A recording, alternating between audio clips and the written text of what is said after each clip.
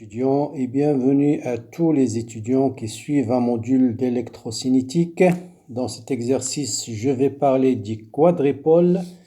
On va voir comment déterminer la matrice impédance. Ça, je l'ai déjà traité plusieurs fois. Donc, je vais voir comment, dans cette vidéo essentiellement, comment utiliser le théorème de Norton ou le théorème de Thévenin dans un quadripôle. C'est-à-dire, quel est le générateur de Norton équivalent vu entre, par exemple, les points A et B. Donc, on rappelle qu'un quadripôle, vous voyez, possède 4 pôles, 2 entrées et 2 sorties, une tension I1 et tension I2, courant d'entrée I1, courant d'entrée I2, et puis vous avez le quadripôle qui est placé ici. Voilà l'exercice. On va dans ce quadripôle-là. Première question, déterminer la matrice d'impédance. Ensuite, on branche à l'entrée un générateur de force électromotrice 72 volts.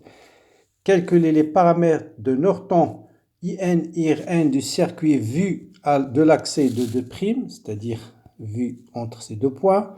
On déduire le générateur de Thévenin équivalent. Ensuite, on branche à l'accès de 2'. On va voir maintenant comment utiliser cette matrice impédance. On va brancher un condensateur, une bobine à la sortie. Et on va déterminer comment évolue dans ce circuit RLC la charge et le courant en fonction du temps. On vous donne les conditions initiales, Q de 0 égale à 0, I de 0 égale à 0. Bien. Voilà notre quadripôle. Voilà la tension à l'entrée, c'est U1, à la sortie c'est U2. Vous avez 12 ohms, 24 ohms, 12 ohms.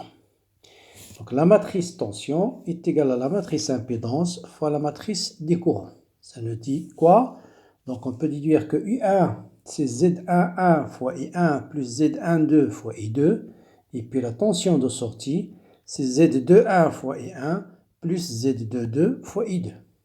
Problème, comment déterminer ces coefficients-là? Z11, Z12 et Z21, Z22. Bien. Dans la méthode en général, qu'est-ce qu'on fait? On pose I2 égale à 0 et on détermine Z11 et Z21. Ensuite, on va poser I1 égale à 0 et on va déterminer Z12 et Z22. Bien. Commençons par poser I2 égale à 0. C'est-à-dire le courant d'entrée, il n'y a pas de courant ici. Hein? Donc le courant I1 qui arrive ici, donc ça c'est un nœud. Donc là, ce point n'est plus un nœud, hein? Parce qu'il n'y a pas de courant qui rentre. Donc le courant qui traverse 12 ohms, c'est le même courant qui va traverser cette autre résistance de 12 ohms. Donc vous avez un courant I1, on peut le prendre égal à 1, mais on peut le laisser quelconque. Supposons qu'ici vous avez un courant K, donc loi des nœuds, ici vous allez avoir I1 moins K. Voilà. Et puis on applique la loi des mailles ici. La loi des mailles. Donc la loi des mailles, qu'est-ce qu'il va nous donner? 12 plus 12 fois le courant K, donc ça veut dire 24 fois le courant K, moins, parce que le sens inverse que la flèche, donc moins, donc je vais dire directement égal à 24 facteur de I1 moins K. 24 avec 24, donc je simplifie avec 24, donc I1 est égal à 2K. Donc le courant K est égal à I1 sur 2. Voilà. Donc vous avez, et bien sûr, I1 moins K, I1 moins I1 sur 2, c'est I1 sur 2. C'est normal, puisque vous avez ici 24 ohms, ici 24. Donc le courant I1 va se partager entre deux courants identiques. C'est ce qu'on a trouvé par la loi des mailles. Donc je peux dire tout de suite que la tension I1 est égale à quoi? Donc voilà votre tension I1. C'est égal à cette résistance, convention récepteur, fois le courant qui le traverse. Donc, il est égal à 24 fois le courant I1 moins K, c'est-à-dire I1 sur 2. Donc, il est égal à 12 fois I1. Donc, I1 est égal à Z11 fois I1. Donc, par analogie, ce qui implique que Z11 est égal à combien? Est égal à 12 ohms. Voilà Z11. Donc, de même, on va calculer cette fois-ci la tension à la sortie I2. Vous voyez bien là aussi, I2, c'est 12 fois le courant qui traverse cette résistance. Quel est le courant qui traverse cette résistance? C'est le courant K, c'est-à-dire I1 sur 2. Donc I2 est égal à 12 fois I1 sur 2. Donc il est égal à 6 fois I1. Donc je reviens, vous avez I2 est égal à Z21 fois I1. Donc Z de 1 est égal à 6 ohms. Voilà. Et on va faire la même chose. On pose I1 égale à 0. La même chose, lorsque I1 égale à 0, donc ce point n'est plus un nœud. Donc le même courant qui arrive ici, qui circule dans 12, va circuler dans 24. Donc on va avoir ici I2. Là, c'est un nœud cette fois-ci. Vous avez un courant K et un courant I2 moins K. Donc loi des mailles, qu'est-ce qu'il va nous donner? Donc 12 plus 24, les deux résistances sont parcourues par le même courant. Allez, je vais écrire 12 plus 24 fois le courant K est égal à combien? Est égal à 12 facteur de I2 moins K. Donc ça nous donne 36 fois K est égal à 12 facteur de I2 moins K. En simplifiant par 12, 3 fois K est égal à I2 moins K. Donc 4K, 12 fois 3, c'est ça. Donc 4K est égal à I2. Donc K est égal à I2 sur 4. Et par conséquent, I2 moins K est égal à I2 moins I2 sur 4. C'est 3 I2 sur 4. Et donc, je peux déterminer facilement les tensions I2. On va commencer par I2. Cette tension, c'est combien? C'est 12 fois le courant quoi? Fois I2 moins K, c'est-à-dire 3 I2 sur 4. Donc 2 sur 4, c'est 3, fois 3, c'est 9, 9 fois I2. Donc, Z de 2 est égal à 9. Donc, Z de 2 est égal à 9 ohms. Et pour chercher Z de 1, je vais calculer la tension I1. Donc, la même chose, cette tension I1 est égal à quoi? Est égal à 24 fois K. 24 fois le courant qui traverse 24, c'est K. Et K, c'est combien? C'est I2 sur 4. Donc, I2 sur 4. Et 24 sur 4, c'est 6. Donc, 6 fois I2. Donc, Z de 1 est égal à Z12 est égal à 6 ohms. Voilà. Et Z de 2, c'est 9. Et Z11, c'est combien? C'est 12. Donc, on arrive à la matrice impédance suivante. Donc, 12, 6, 6 et 9. Donc, voilà notre matrice impédance. D'accord? Voilà. Et bien sûr, après, on va utiliser cette expression-là pour l'exercice suivant, pour déterminer justement le générateur de Norton vu entre ces deux points A, on va l'appeler A et B. Comment déterminer les paramètres de Norton, c'est-à-dire courant de Norton et résistance de Norton? C'est exactement la même chose dans les circuits linéaires. Pour déterminer le courant de Norton, qu'est-ce qu'on fait? On court-circuite la branche AB. Donc je vais court-circuiter cette branche-là, et voilà. Je rejoins les deux points A et B. Le courant IN qui circule entre A et B, c'est le courant de Norton. Or, on vient de montrer que la tension I1, I2, c'est 6 fois I2 plus 2 fois, 6 fois I1 plus 9 fois I2, et I1, et on a branché à l'entrée 72 volts, c'est-à-dire quoi? C'est-à-dire la tension U1 égale à 72. Donc je remplace U1 par 72, qui est égal à 12 fois I1 plus 6 fois I2. Mais, vous voyez bien que j'ai court-circuité l'entrée et la sortie. Hein? Donc ça veut dire que cette tension-là, qui était I2, elle va devenir égale tout simplement à 0. Et voilà, vous avez deux équations à deux inconnus. On peut déterminer facilement I1 et I2. Et vous voyez bien qu'il y a une relation entre le courant de Norton et I2.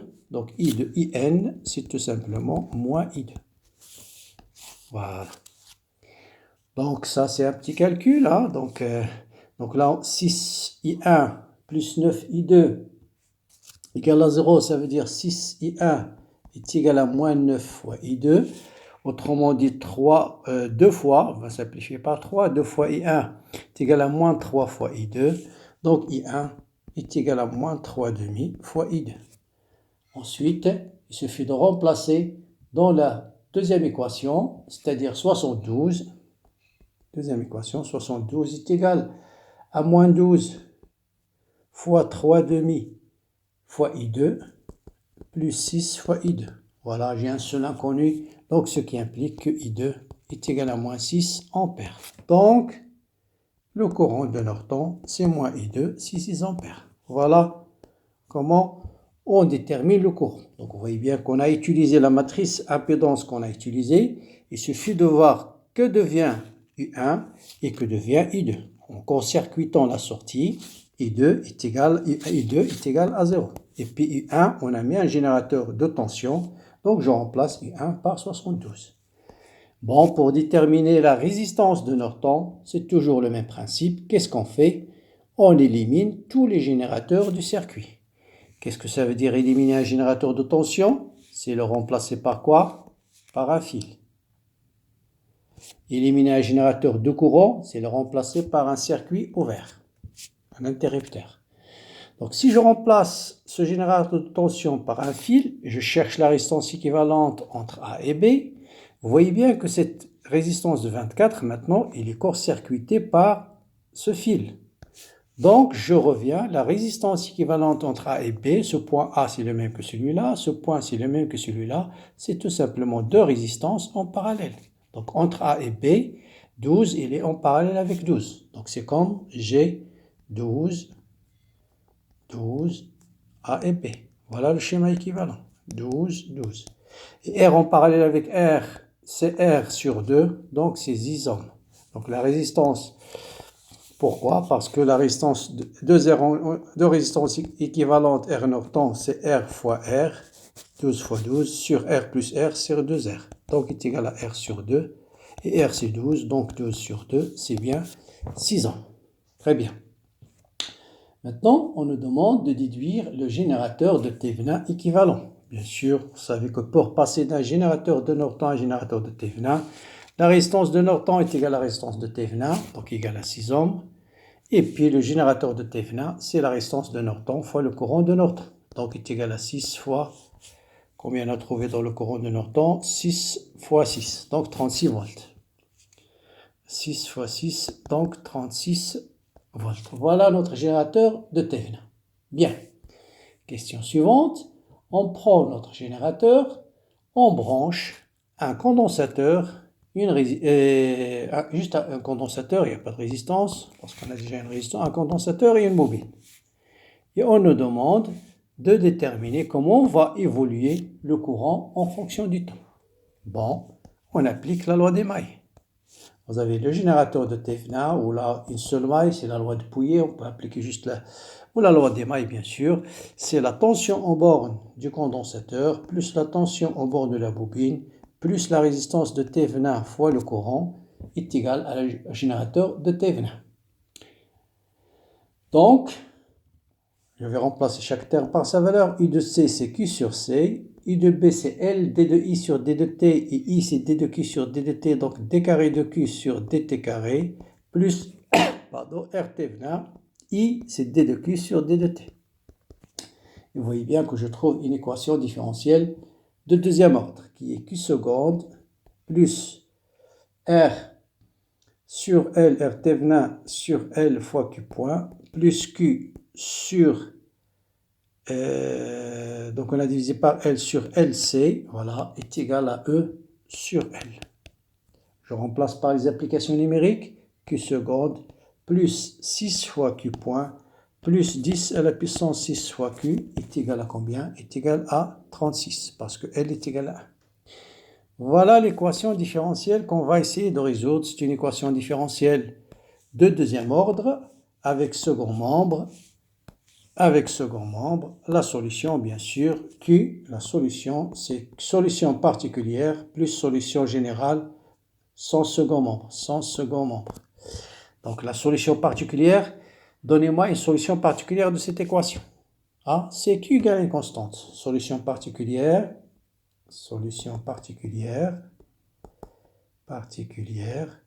Q égale à une constante. Donc, si Q égale à constante, Q seconde égale à 0, Q point égale à 0, donc Q particulière, c'est 36 divisé par 10 à la puissance 6, c'est-à-dire 36, allez. Donc, c'est 36 microcoulombs. Voilà une solution particulière. Quelle est la solution générale? Donc, équation sans second membre. Équation sans second membre. C'est l'équation suivante. Bon, c'est une équation classique. Équation de deuxième ordre, 6 fois Q point plus 10 à la puissance 6 fois Q égale à 0. On écrit l'équation caractéristique. R carré plus 6 fois R plus 10 à la puissance 6 égale à 0. Et on cherche le déterminant. C'est des méthodes classiques de résolution d'équations différentielles deuxième ordre. Le déterminant, c'est combien? C'est 36 moins 10 à la puissance 6, moins 4ac, moins 4. 36 b au carré moins 4ac, 4 fois 10 à la puissance 6. Hein? Donc vous avez b au carré moins 4 fois 4 exactement, fois 10 à la puissance 6. Vous voyez bien que ceci est négatif, donc je peux l'écrire, bon, 4 fois 10 puissance 6 moins 36, pour simplifier, on va dire que c'est de l'ordre de moins 4 fois 10 à la puissance 6. Et ça, c'est égal à i fois 2, 10 à la puissance 3 au carré. Et au carré, bien sûr. Et au carré. Et au carré fois 2 à la puissance 3. Donc, racine carrée de delta, c'est plus ou moins i fois 2, 10 à la puissance 3. Donc, les solutions, c'est R est égal à moins B. Donc, moins B, c'est combien? C'est moins 6. Plus ou moins racine de delta, donc plus ou moins i fois 2, 10 à la puissance 3 sur 2a, sur 2. Donc ça me donne moins 3, plus ou moins i, 10 à la puissance 3. Voilà les solutions de l'équation différentielle. Donc la solution, ça sera q est égal à l'exponentielle lambda t, donc moins 3 fois t, facteur de a, cosinus oméga t, donc là on peut l'écrire c'est lambda plus ou moins i oméga, d'accord? Donc c'est exponentielle lambda t, facteur de a cosinus oméga t plus phi, ou bien a cosinus oméga t, c'est-à-dire oméga c'est 1000 fois t, plus b sinus 1000 fois t. Voilà la solution générale de l'équation sans second membre. Donc la solution générale de l'équation globale, c'est la solution particulière qui est 36 10 à la puissance moins 6 plus exponentielle moins 3t facteur de a cosinus 1000 fois t plus b sinus 1000 fois t. Voilà. Il nous reste juste à déterminer les constantes a et b. On utilise les conditions initiales qui sont données par q de 0 égale à 0. Et i, c'est-à-dire d de q sur d de t au point 0 égale à 0. Donc q de 0, c'est combien? C'est 36 fois 10 à la puissance moins 6, plus, donc sinus de 0 c'est 0, plus a. Donc directement, ça nous donne a est égal à moins 36 10 à la puissance moins 6. Voilà, Coulomb. Donc voilà a. Et puis, vous dérivez pour déterminer B, il faut dériver cette expression. Donc, I, c'est la dérivée de cette expression, ça te donne moins 3 exponentielle moins 3t fois tout ça. Donc, ça, on les met entre parenthèses. Ensuite, plus exponentielle moins 3t facteur de moins 1000 a sinus, allez, oméga t, plus 1000 fois b cosinus oméga t. Donc au point 0, ça va me donner quoi? Ça va me donner quoi? Donc ça va me donner moins 3, bien sûr, puisque a égale à... Voilà. Donc moins 3 fois a. A c'est 36.